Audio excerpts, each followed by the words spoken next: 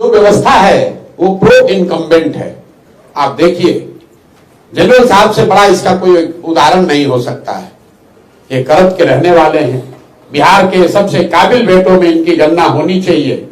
ये व्यक्ति बिहार का सियाचिन में सेना को लीड कर सकता है, देश में सेना को रिप्रेजेंट कर सकता है, लेकिन तरारी में चुनाव नहीं लड़ सकता है, अपने घर में चुनाव नहीं लड़ सकता है। क्यों?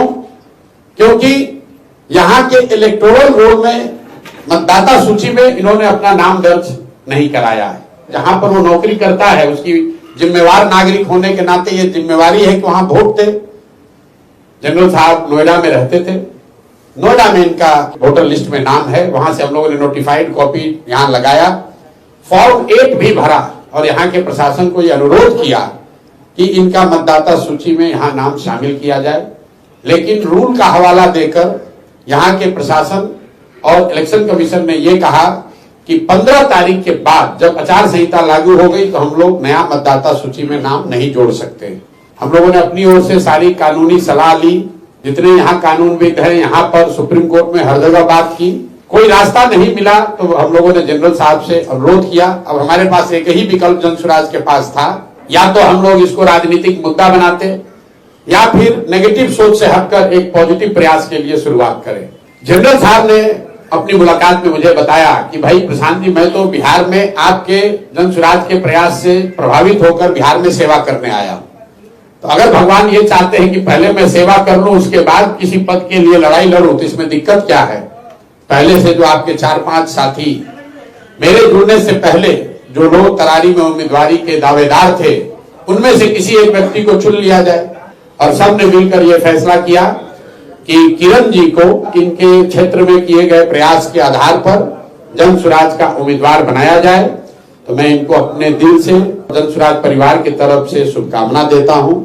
और मेरी ये समझ है कि तरारी में सब लोग मिलकर अपने आप को यहाँ के राजनीतिक बाहुबलियों से मुक्त कराएंगे और एक स्वच्छ छवि की महिला को, अपने तरारी की बेटी को जिताने में योगदान करेंगे। आपको मालूम है बेलागंज की पहचान क्या है। वहां पर जनसुराज के सभी साथियों ने जब बैठक करी, सबने मिलकर अमजद भाई का नाम प्रपोज किया था। वहां की सभा में भी इस बात की घोषणा की गई थी कि जनसुराज की ओर से अमजद भाई उम्मीदवार रहेंगे।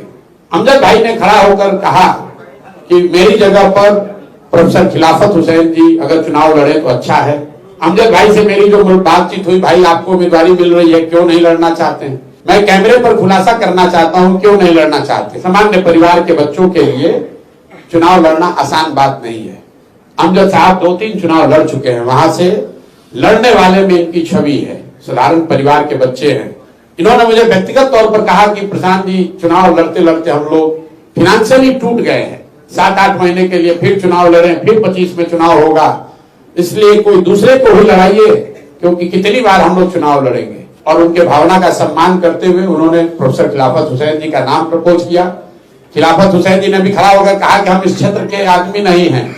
ऐसी बात नहीं है, इनकी बड़ी इज्जत है, ये राजनीति में आए हैं, खींच कर हम लाए हैं और इनको राजनीति में ही रखेंगे। अब इनको टीचर नहीं बनने देंगे, राजनीति में ये बने रहेंगे। और ये सिर्फ खिलाफत हुसैन जी के लिए नहीं कह रहे हैं, जनरल साहब को भी हम वापस आर्मी में नहीं जाने देंगे। 2 दिन पहले हमको जनरल साहब ने बहुत अच्छी बात कही कि प्रशांत जी, और कुछ हो या नहीं, 10 दिन हम जब तरारी में घूमे हैं तो मुझे लगा है कि पिछले 10 साल रिटायरमेंट के बाद जो मैं नोएडा में बैठा हुआ था, बहुत बड़ी चूक हो गई, हमको यहाँ आकर रहना चाहिए था। इतना प्यार लोगों ने दिया है।